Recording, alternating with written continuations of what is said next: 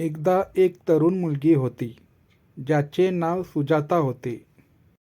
ती एक सुंदर आणि सुशील मुलगी होती. ती एका गावात राहत होती.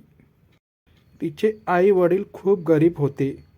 सुजाता खूप शिकू इच्छित होती, परंतु तिच्या आई वडिलांना तिचे शिक्षण घेण्यास पैसे नव्हते.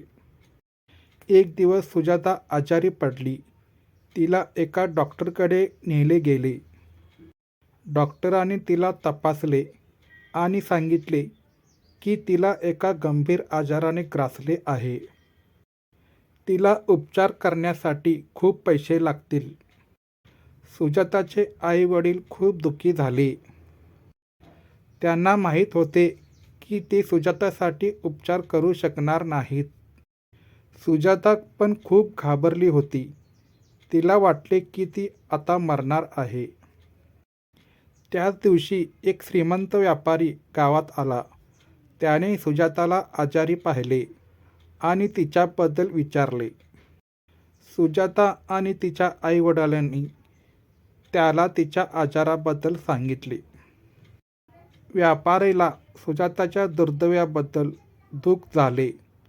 तो तिला मदत करण्याचा निर्णय घेतला. त्याने तिच्यासाठी उपचारांचे पैसे दिले. सुजाता डॉक्टरांच्या देखरेखीखाली उपचार घेऊ लागली. काही महिन्यानंतर ती बरी झाली. ती खूप आनंदी होती. व्यापारीने सुजाता आणि तिच्या आईवडिलांना त्याच्या घरी बोलवले. त्याने सुजाताशी लग्न करण्याची ऑफर दिली. सुजाता आणि तिचे आईवडील खूप आनंदी झाले. त्यांनी व्यापाऱ्याची ऑफर स्वीकारली.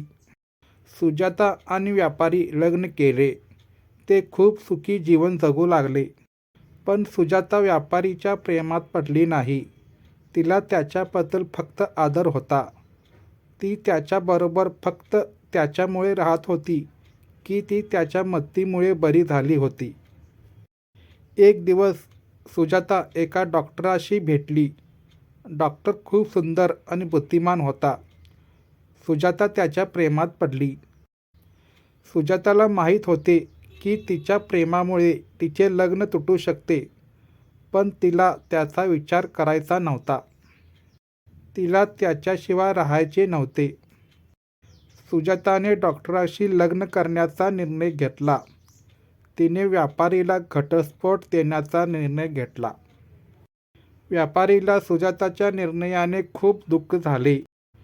तो तिच्यापासून वेगळे होण्यास तयार नव्हता. पण सुजाताने त्याचा निर्णय ठरवला होता.